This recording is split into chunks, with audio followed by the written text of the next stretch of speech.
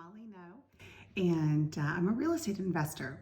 So, as I talk to people about investing in real estate, because I'm also a real estate broker associate with EXP, as I talk about real estate, the word appreciation comes up often, right? Everybody wants appreciation. How can I take equity out of my home? What can I do to get more equity in my home, from things like normal sellers who are saying, should I renovate a kitchen or maybe add a deck or do an addition or do a primary suite or finish a basement? There are all kinds of ways to create a larger gain of appreciation in your home. So we're going to talk about two types of appreciation. We've got natural appreciation, which is over time, and then we have forced appreciation. So two ways that you can get equity gains in your home. So I want to show, don't mind my 90s scrunchie. So I want to show on the appreciation front. Let's just talk about forced appreciation. So let's say you buy a home for $200,000. Now, we know today that it's really hard to get a home for $200,000, but let's just say you find a property that is $200,000 and you're going to make $75,000 in updates to the property. That likely means that you're doing those updates via a HELOC or a cash out refinance. Maybe you've already owned the home and you're cashing out. I like HELOCs, home equity lines of credit, because then I can pay it off and use them again over and over and over.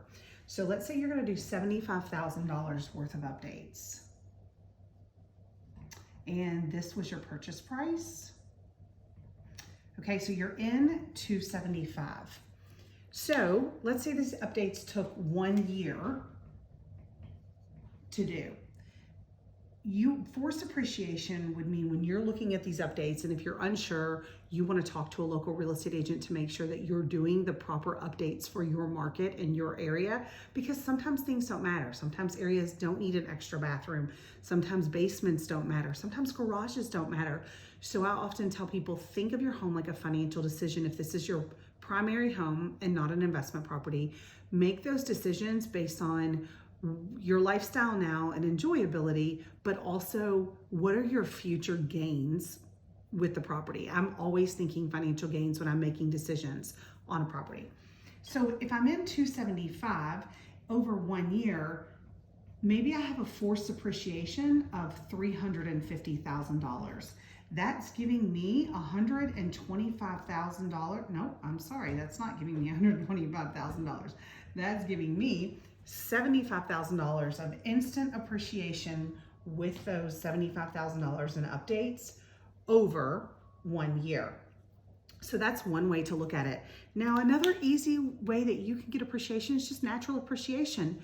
Maybe you got a good deal on a house and maybe you purchased in 2016. Let's just say you purchased as the market was starting to go tick, tick, tick, and you're still holding on to that home. So let's say you bought the same house. This is on natural. And you bought that same house in 2016 for $200,000, and you haven't done a thing. And we've seen appreciation gains of 10%, of 17%, and that's a national average. That's not even in some of these major cities. That's across the board in the US, 17% appreciation. That is a massive number on $200,000. That's almost almost $40,000. So let's just say 2016 to 2021, your natural appreciation, let's just say your property went up naturally based on comps in your area. Again, you could talk to a local agent, but let's just say that went up to $350,000. Now, you haven't done a thing in those 5 years, not a simple thing, but you've gained $150,000 in equity.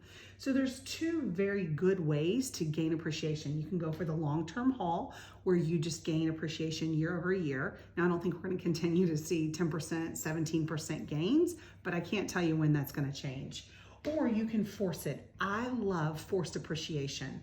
I love being able to look at a property, go in and say, okay, what can I do to immediately gain equity? Meaning I'm going to spend 50,000 or 100,000, but my gain might be 300,000. And I'll give you a case study. I'll do that separately in a video of a property that I purchased in 2019. We did forced equity and had large gains. So when you're thinking about appreciation, there's two ways to get appreciation. And that's just a piece of the factor when I'm actually looking at investment properties. I don't always look at what my appreciation is going to be. I'm looking at several factors when I'm buying, but I do like appreciation, and I really like forced appreciation. Reach out to me if you have questions. Maybe you're thinking about investing or you're trying to help investors and struggling. I am happy to chat all things real estate, especially building generational wealth. Thanks and have a great day.